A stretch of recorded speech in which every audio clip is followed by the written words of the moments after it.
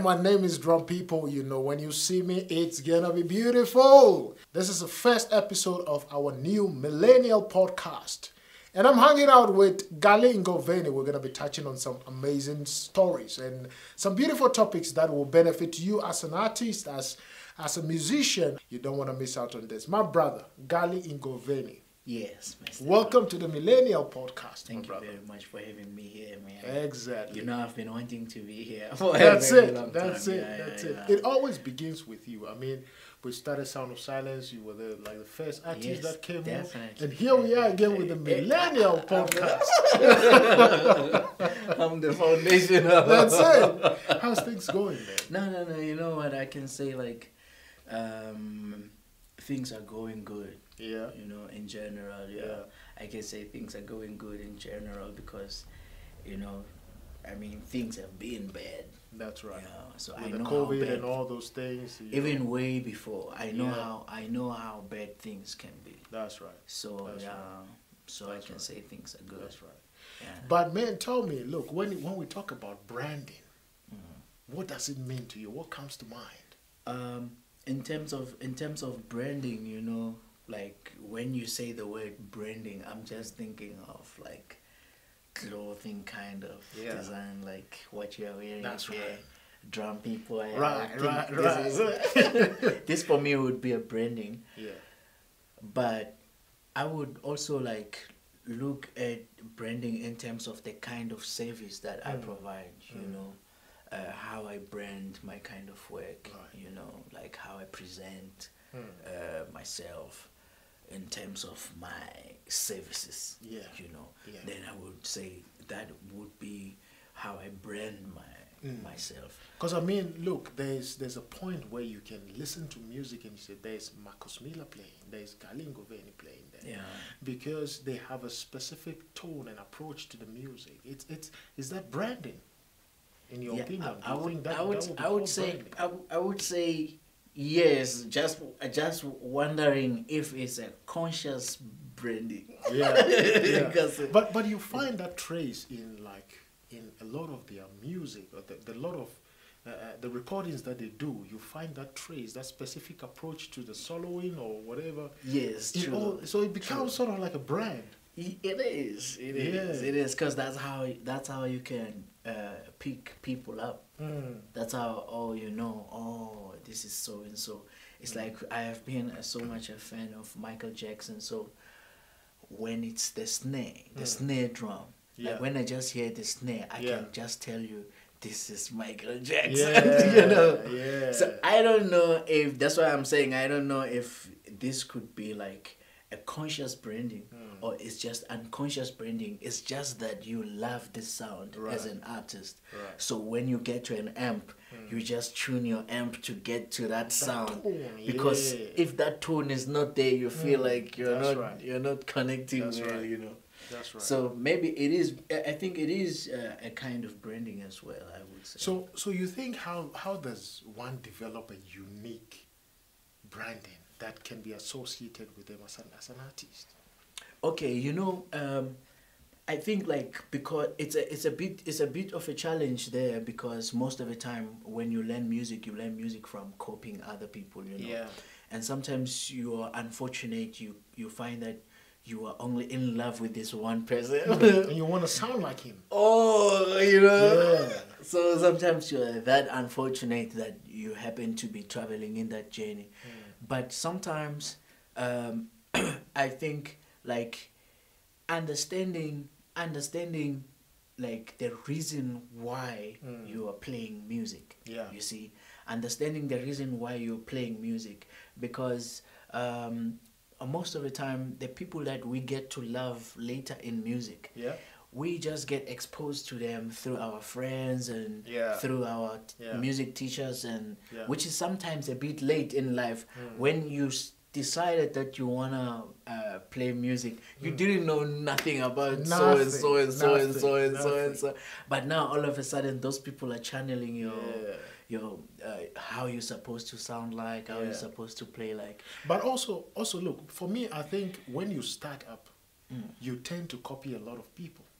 But when you get to a point where you realize that, look, it's about time I create my own identity. Like it comes naturally, but with time and with age, you know, because you begin to sound like nobody else than yourself. Even though at the beginning stage you were copying that guy, you know, so much that you wanted to sound like him, you still sound like 50% like him. But yourself. Yes, that 85% is just you. Yeah, but like we are just like unfortunate as your listeners because we don't get to experience like the real you. We get to experience the imagination of somebody else in you. So I've had like challenges when I was growing up. Remember the first time we did this, the Sound of Silence? I told you I had a dream about Michael Jackson. So this is what happens. Right. So if I like you, right, I like you so much. I look at you again and again and again. I watch how you move, you know. I watch how you talk. I watch your actions. I watch everything you do. I don't know what happens inside of me, right? Something happens inside of me that I watch how you laugh, you know. I watch how you conduct yourself. And a lot of people also do that. Like yes. And then something happens inside of me that I happen to be you a little bit in me. You know, I happen to be you. So I used to use this when we were like doing karate, and then we would go and like be in a fight. Maybe this Saturday you're going to fight somewhere in another village or whatever as a school. So Friday night you watch Jet Li's movies, you know, and you want to kick like him. Saturday you want to punch like him. No. The feeling you want to feel like him. So you know you can kick, you know you can punch, but you're not that inspired, you know, to go into these fights tomorrow. That's right. So what happens is when you're watching that tomorrow, when I wake up, even when I go to Magobe River to stretch and do everything, I feel like I'm that guy. So when you are young, you know, it's like it's unfortunately is the way to learn music because we learn music mostly like that. But like if you remember why you are doing what you are doing in the first place before you knew anybody who really inspired you, who really influenced you, then you get to see the journey. So you can still admire everybody. But then taking your own journey, which is not something you're working on. It's like something you remember. But look, if we talk about like branding, do you think it has a role to play with marketing and promotion? Yes. Yes. Yesterday I was thinking about that because, and great that you were talking about marketing now. Most people don't know us. You know, most people don't know who DrumPIPO is. That's right. They don't know. And sometimes DrumPIPO doesn't even know that people don't know that DrumPIPO is somebody who is capable of this and this and this and this. So many things. That's true. That's true. Most people don't know. Most people don't know what you are good at or how good you really are. Sometimes you don't even know it yourself. Yes, but at least you know it better than all of us. You know, like I'm telling you, we don't know, even the people that we don't know how good they really, really, really are. Every time when you know that somebody is good, you know a little bit of how good they really are. Even I think we don't know how good Jim Carrey is. We know a little bit, but when you look deep into like him, you will find that probably somebody who's very close to him can know, and somebody who is very observant can know how good this guy is. So, and the little that we know about you is how you have exposed yourself to us. So if you expose yourself again and again and more, we see you more and more, maybe we might get to know a little bit more about you. Yeah. But it takes time for somebody to know somebody. But funny enough, people know a little bit about you and they think they know you. Yes. They know a little bit. They think, oh, as for Gally, oh, Gally's going to walk in this way with his guitar. And you come wearing a white shirt when they think you were going to come wearing a black shirt. Yes. You know? So yes.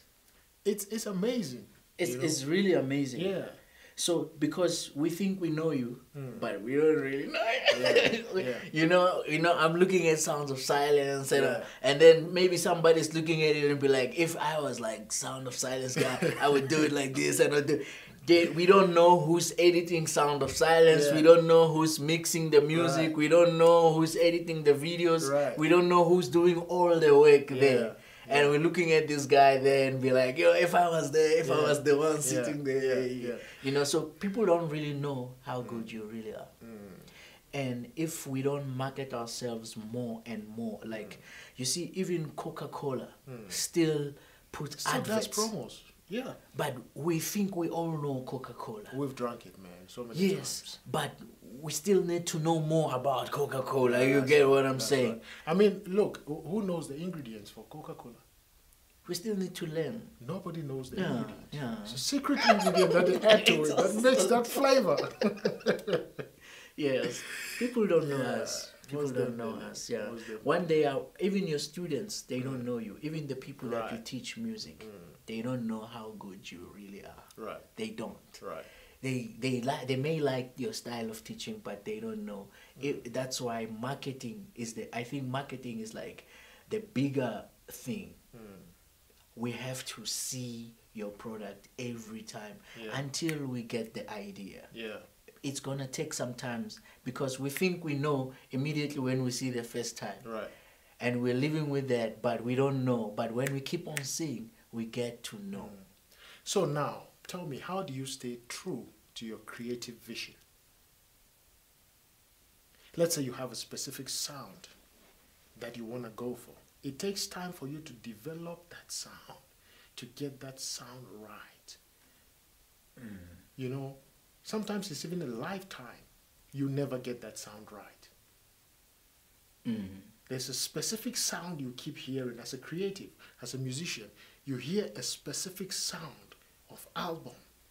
But you finish the album and you play it yourself and you're like, no, that's not what I was going for. You know, but then you still release it. People enjoy it. People love it. Within you, when you listen to that music, you like, when I performed live in this place and that place, the sound that I had there, the feeling I had, is not what I'm hearing on this record. You know? So how do you stay true to your creative vision? You mean in terms of that, or like in general? That in terms in of general, when you stop competing with people. Okay. Completely.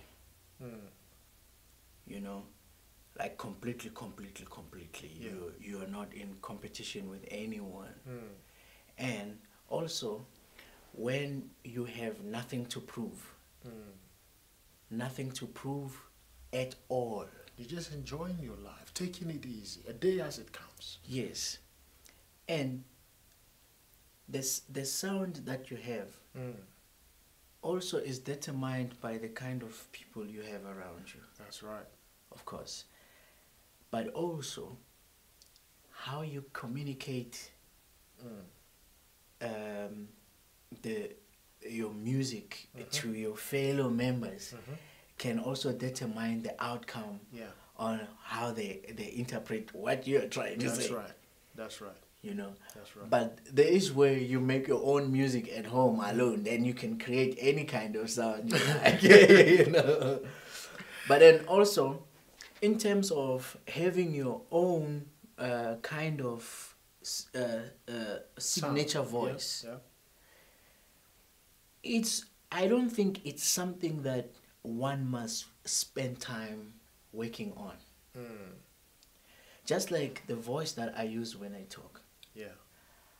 There was never a time where I was concerned about what you sound like.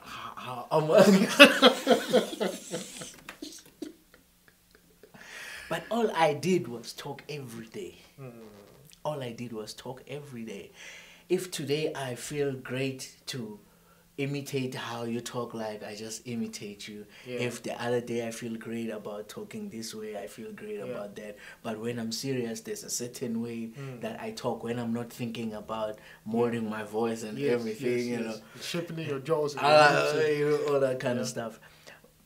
Because the continuation of what you are doing is the result of how you're going to sound like. Right. So as I continue digging, I keep on sounding like whatever that I'm digging on. Yeah, because look, I mean, talking about the way people talk, I know people that I grew up with, right, in Ghana. They relocate to the States. They relocate to different countries. And when you call them on the phone, they don't sound the same anymore. You know, so the area, the environment has influence on even the speech. I think I would be entirely influenced. You never know if we take you to China for like 14 days. Oh, when I come back, I'll be talking Chinese English. I'm telling you, trust me. So, but my in terms of the accent, the way I speak, I can change. Yeah. Because when I talk to somebody from Tzanini, I change a little bit. Yes. You know, yes. when I talk to depends. When I talk to Master Caro, I change. Yes. I change also my accent. I change everything. Yes. I change. I think I'm most likely to imitate the person that I'm talking to. So you are like an empath. You draw from the person for some reason. You know. Yeah. For some reason. Yeah. No, I get you. Man, thank you so much for coming to hang out with me. I mean, this was really informative and very nice to talk to you and see you again, man. Yes, this was lovely being here. It was lovely being here. You know? And all the best with your music. Oh, likewise. And all the best with the upcoming projects. Thanks, man. Thanks, man. All right, ladies and gentlemen, we'll call it a day. And if you have any comments that you want to comment, please go ahead and comment. If you haven't subscribed yet, please go ahead and hit that subscribe button. Don't forget to hit the bell so you get all of our future notifications. Until then, we will see you in the next one. Bye-bye.